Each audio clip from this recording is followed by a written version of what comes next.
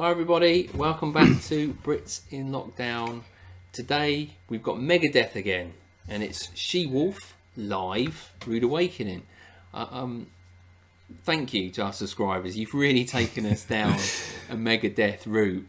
I'm going to give you a few of you a shout out. So Joe Sis Alive, Phantom Death, Sledge and Wedge, Chronic and Ricky Craig. You know, there's so many of you I could comment on, but you've all really engaged with us really well, given us the input around, you know, the different guitarists, how, you know, Megadeth have been made up going through the period.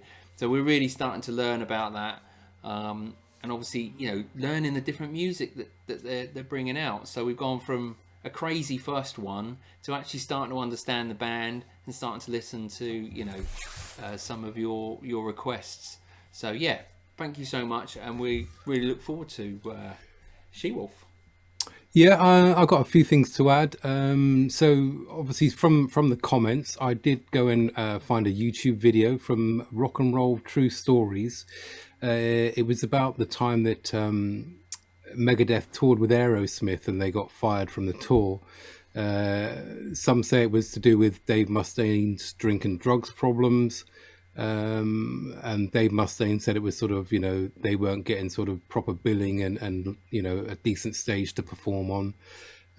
So it wasn't never really sort of verified which was the right version. But it was also noted from one of our subscribers, Vilana Visaleva, said that Dave Mustaine also got fired from Metallica, possibly due to drink and drugs, but also that Lars Ulrich and James Hetfield didn't get on with them, you know. So probably a troubled, you know, as a lot of these rock and roll stars do have a bit too much drink and drugs.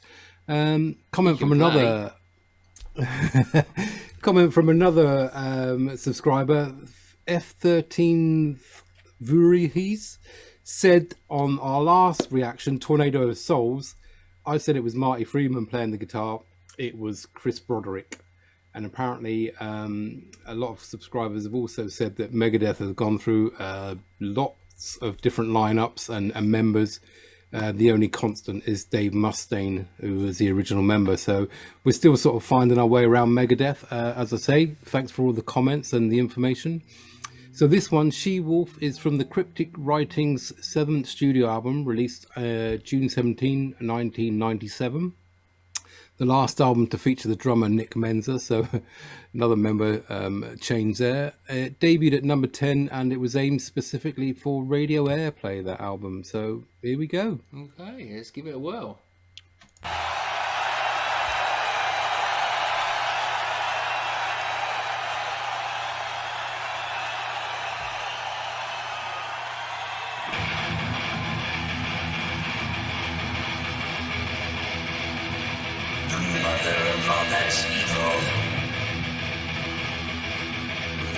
Poisonous venom. Wicked temptress knows how to please. Priestess wolves get down on your knees. Like the queen mantis. Kiss the bones of the intruders. Stare master teeth through the night.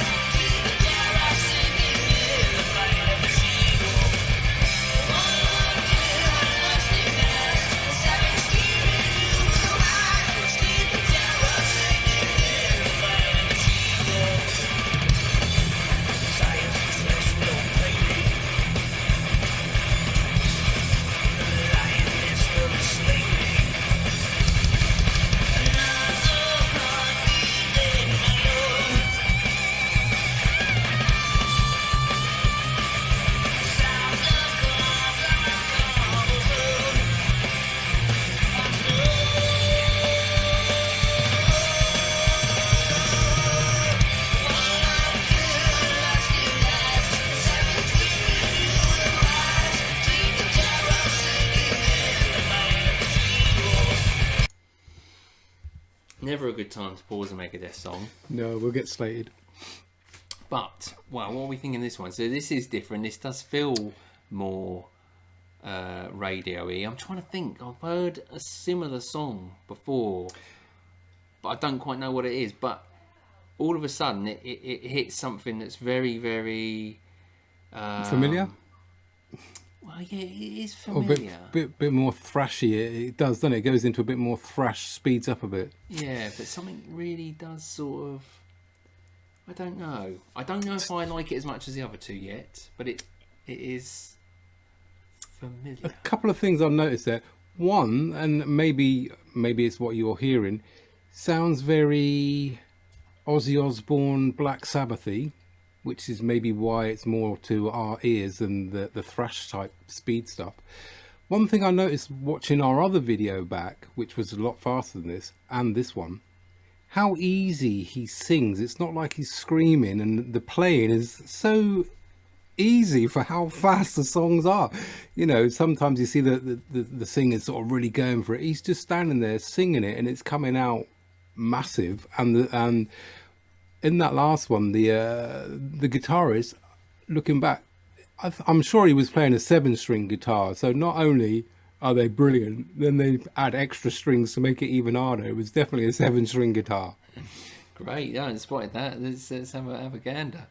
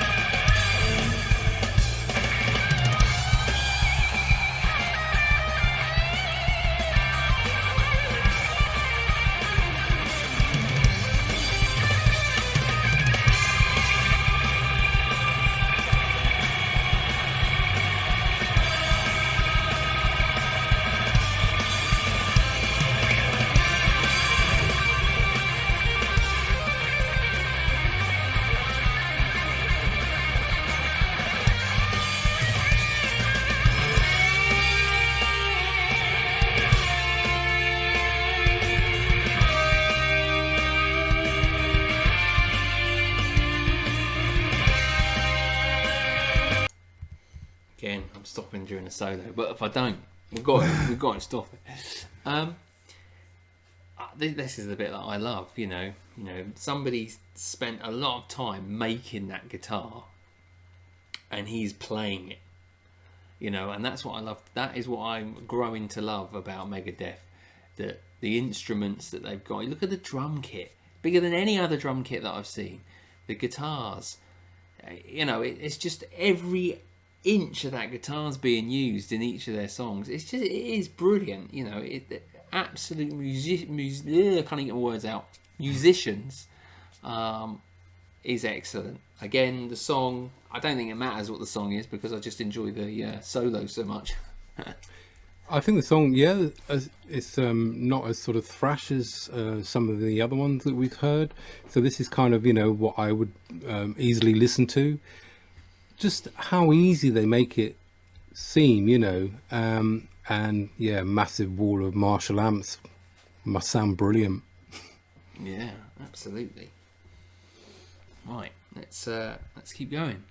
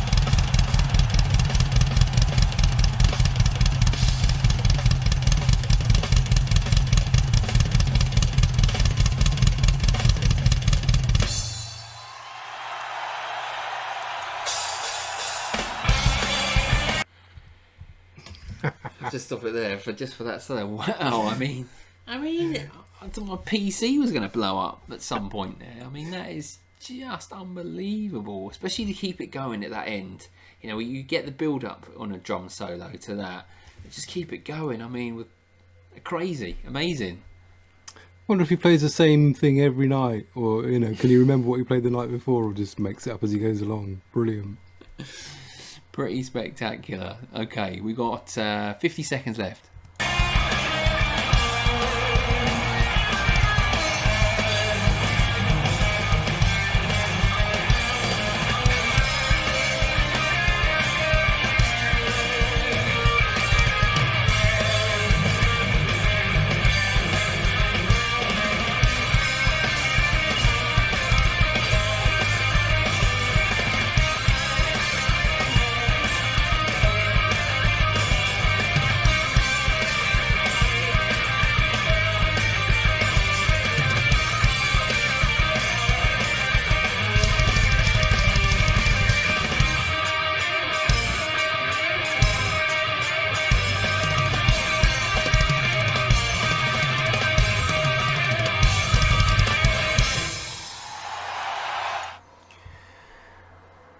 Well, there you go. You didn't get the big end, all right? Okay. Wow, it's they have everything, don't they? Hey, I think if you went to a Megadeth concert, you would get more money than that ticket's probably worth. You know, the showmanship, the musicianship, the everything. That was, I don't know, it seemed a bit more commercialised than what we might have Yep. heard previously, but it's still, the solos are great. You know, I am digging Megadeth. As I say, when I read out at the beginning there, you know, maybe they sort of toned it down to get more radio airplay, so they're sort of playing it safe and like the more commercial bands at the time. One thing I would note is I would not like to be the guy that writes the tabs for that song. I mean, where do you even start? Just don't Yeah, bother. brilliant. And they just, like I said, they just make it look so easy. You know, sometimes guitarists are, you know, arms and legs all over the place, but he was just standing there and just knocking it out of the park. Brilliant. Brilliant. Excellent. Well, thank you to our subscribers again for picking this one for us. We'd never ever would I have in any of my dreams ever watched that ever to the day I die. Without having to do this channel, without learning about new music. So yeah, brilliant. Really enjoyed that. I'm going to put a big fat stinking 8 up there. Big 8. Yeah. I was going to go 8. I enjoyed that. Yeah, as I say, it was more to my ears. Yeah, brilliant. Wow. If you're new to us, you know, hit subscribe, or, you know, hit subscribe anyway. Yeah. You know, give us a comment. Let us know. Have you been to a Megadeth live concert? You know, are they as crazy as what they appear to be? You know, I certainly enjoyed that. And, you know, yes, there's definitely more Megadeth. Hangar 18 is definitely one Hangar that 18, yeah, we've got that's coming come up a lot. Obviously, I'm guessing that wasn't the drummer Nick Menza, so who was he and how did he rate to the original Nick Menza? But he seemed pretty good to me. Yeah. Okay. Wow. Great. Another Megadeth down. Look forward to the next one. Yes, Right, indeed. it's a goodbye from me. And it's a goodbye from him. He's Megadeth out.